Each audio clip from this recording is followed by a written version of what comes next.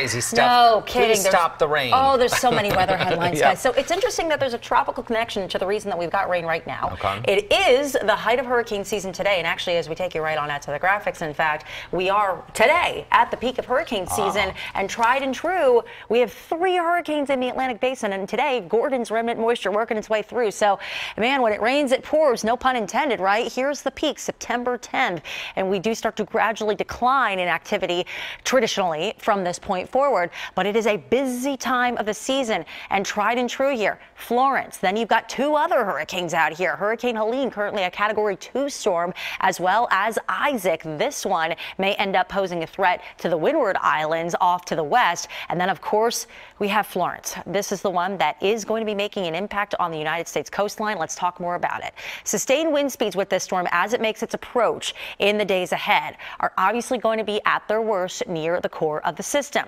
With the current track taking this right now into North Carolina, that's where you'd find the worst of the sustained wind speeds, as high as 50+ miles per hour. But we could still feel those impacts, certainly at the shore points.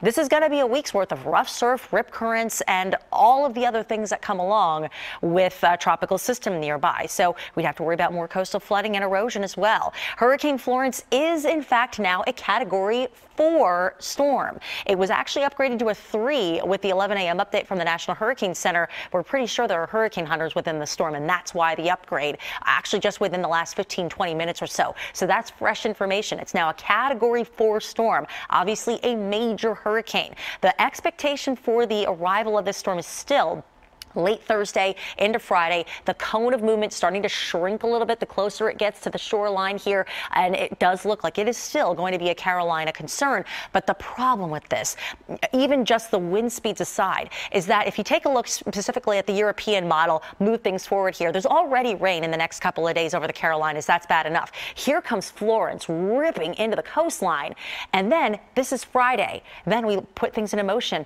This is Saturday, and the storm is still close by. This could be an unprecedented, catastrophic rainfall event more than anything for this area, perhaps leading it to be one of the worst natural disasters the Carolinas, at least, have ever seen. So this is a really big deal for this area. So that's where the most likely landfall is going to take place. Storm surge and wind damage absolutely going to happen, especially closer to the core of that storm.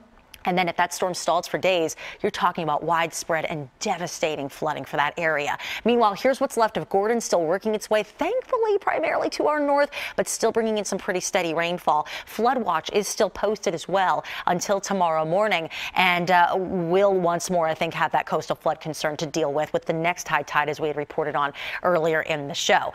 Now, in terms of Florence here, it is still too early, I'd say, to guarantee it. But it looks like Thursday into Friday, and especially Saturday, would be the best chance for us to get any kind of indirect impacts from that storm. So you'd be talking about maybe some outer band precipitation from Florence, and certainly some coastal impacts, beach erosion, as we mentioned, maybe some coastal flooding, and very strong surf and rip currents. There's already a high risk of rip currents at the shore, and if you had any plans to maybe go down, enjoy some off-season time at the beach, do not step in the waves. It's just too dangerous. Oh boy. Good advice. Thank you, Katie. Very busy forecast. We'll be right back.